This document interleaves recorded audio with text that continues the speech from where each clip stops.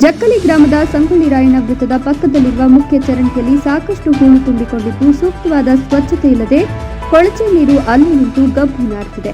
ಅಧಿಕಾರಿಗಳ ನಿರ್ಲಕ್ಷ್ಯತನದಿಂದ ಗ್ರಾಮಸ್ಥರು ಸಾಂಕ್ರಾಮಿಕ ರೋಗಗಳ ಭೀತಿ ಎದುರಿಸುವಂತಹ ಪರಿಸ್ಥಿತಿ ನಿರ್ಮಾಣವಾಗಿದೆ. ಗ್ರಾಮದ 5ನೇ ವಾರ್ಡಿನಲ್ಲಿ ಈ ಚರಂಡಿಯ ಪಕ್ಕದಲ್ಲಿ ಕುಡಿಯುವ ನೀರಿನ ಘಟಕ ನಿರ್ಮಾಣವಾಗಿದ್ದು ಜನರು ನೀರು ತರಲು ಪ್ರತಿನಿತ್ಯ ಬರುತ್ತಿದ್ದು ಚರಂಡಿ ದುರ್ವಾಸನೆಯಿಂದ ಮೂಗು ಮುಚ್ಚಿಕೊಂಡು ಓಡಾಡುವಂತಹ ಪರಿಸ್ಥಿತಿ ನಿರ್ಮಾಣವಾಗಿದೆ.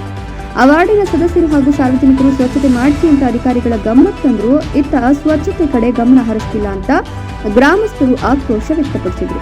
ಗ್ರಾಮದಲ್ಲಿ ಹಲವಾರು ಸಮಸ್ಯೆಗಳು ಇದ್ದು ಗ್ರಾಮ ಪಂಚಾಯಿತಿ ಅಧಿಕಾರಿಗಳು ಅಭಿವೃದ್ಧಿ ಕಡೆ ಗಮನ ಹರಿಸದೇ ಇರೋದು ವಿಪರ್ಯಾಸ. ಅಭಿವೃದ್ಧಿ ಮಾಡುವ ಜನಪ್ರತಿನಿಧಿಗಳು ಅಭಿವೃದ್ಧಿ ಕಡೆ ಗಮನ ಹರಿಸದೆ ಫ್ಯಾನ್ ಖಾಸಗಿ ಕಂಪನಿಯವರ ಕಡೆ ಗಮನ ಹರಿಸುತ್ತಿದ್ದಾರೆ. ಜನಪ್ರತಿನಿಧಿಗಳಿಗೆ ಬೇಕಾಗಿರೋದು ದುಡ್ಡು ಮಾಡುವುದರ ಕಡೆ ಹೊರತು ಅಭಿವೃದ್ಧಿ ಕಡೆ ಅಲ್ಲ ಅಂತ ವ್ಯಂಗ್ಯವಾಡಿದರು. ಗ್ರಾಮಸ್ಥ ಅಂದಪ್ಪ ಮಾದ್ರ ಅವರು ಆಕ್ರೋಶವನ್ನು ವ್ಯಕ್ತಪಡಿಸಿದ್ರು. ಈ ಸುದ್ದಿ ತಿಳಿದಾದರೂ ಅಧಿಕಾರಿಗಳು ಸ್ವಚ್ಛತಾ ಕಾರ್ಯಕ್ಕೆ ಮುಂದಾಗ್ತಾರಾ ಕಾದ್ ನೋಡಬೇಕಿದೆ. Rudrappa Hebballi, NKS TV4 Ron.